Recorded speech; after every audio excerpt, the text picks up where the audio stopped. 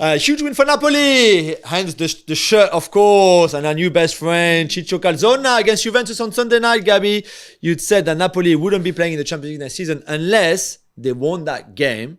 Do you still feel that way now? No, even more? I actually said unless they won the Champions League. Oh, won the Champions League, sorry. Because now they're getting closer. I mean, they're getting closer. Race. Italy will possibly have 5 places next season, looking likely. So yeah, why not? This is a great game. The irony on this, and I think this is more about Juve than about Napoli. Napoli got the winner because Nange. Yeah, Nange. You know, stupid foul at the end. You can't do that on Victor Osimhen. Missed the penalty, but Captain Jack is there to lift it in the top corner. Finish. But Juve played really, really well. They had so many chances, especially in the first half. Federico Chiesa showed up in the second half, scored a great goal. It's this weird irony. There's this weird sort of cluster mess of Juve that when they play well, they lose. And so many times they've played badly and they get lucky and win. I hope this doesn't mess with Allegri's head because this was a really good performance and something that you want to build on if you're Juve. If you're Napoli, man, maybe this guy is the answer. Yeah. Wild ending to the Lazio Milan game. Noah Okafor off the bench 2 minutes from time scored. And then 3 red cards for Lazio, who finished with 8 players. Yeah, look, there's 2 elements of this. I don't think Milan played particularly well, but they kind of kept pushing. And Okafor scored some big goals off the bench for them, so they can all celebrate that. The big talking point were those red cards at the end.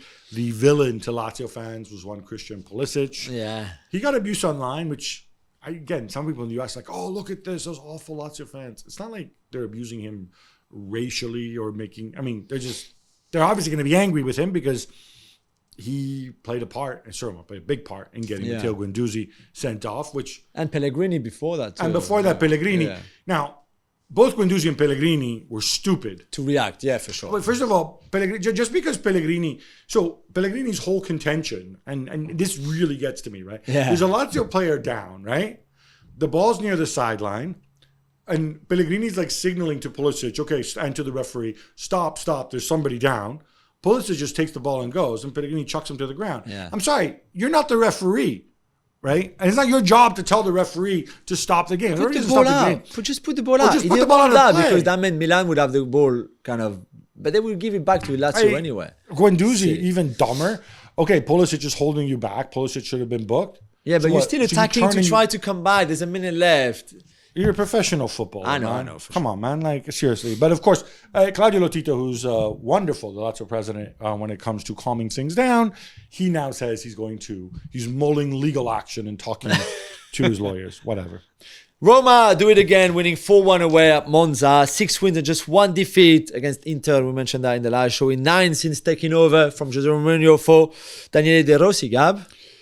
Yeah, and look, and he's funny because when you point this out, you have like Mourinho holics saying like, oh, look, it's just like when Ole Gunnar Solskjaer took over. Ha, ha, ha, how'd that work out? Look, I'm not saying De Rossi's going to get the job on a permanent basis. Yeah. I'm not saying this means Mourinho was bad. If you want to peddle the line, Mourinho laid the foundations, whatever foundations. What I'm really impressed with is it shows how a team, leave the results aside, just can play completely different football. Yeah. How you can come in mid-season and turn a switch and say, okay, we're going to go, from a team that's going to be about solid defending and whatever else to a team we're just going to attack you constantly. De Rossi is very much of that school. He's regenerated Pellegrini. Dybala was out of this world in this game. And they play such incredible. They've scored a goal in every single game in this run. And they're genuinely fun to watch. The Friedkins look like absolute geniuses here. Oh, I love them.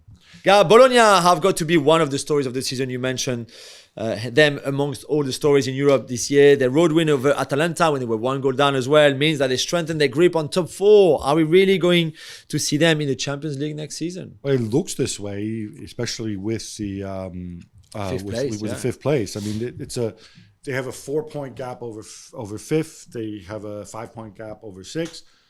And this is a team with a shoestring budget. Again, Thiago Motta's done a phenomenal job. Yeah. I think their scouting's been really good too.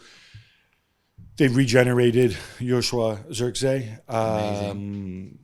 And they've taken a guy like Lewis Ferguson from Aberdeen. Yeah. My colleague Fabio Caressa, speaking on Sky Italia, said, he is probably the best player since the end of the Dalglish era. Ooh, And bold obviously call, Dalglish, that. Souness, and so on. I think we're getting a little bit carried away here, Maybe, yeah. even among attacking midfielders. Like, there've been A few. You mentioned McFadden. Yeah. It was Barry Ferguson, who's his uncle, I believe. Yeah.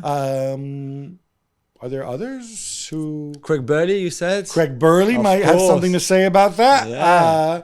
But yeah, it's high praise. And I it's know. amazing. He only has 10 caps. He's 24. He only has 10 Yeah, caps I for don't think he Scotland. starts. I think he's part of the squad, but I don't think he starts. He doesn't They prefer watch much. McTominay. Doesn't watch much Serie A, does he? No, exactly. Clearly.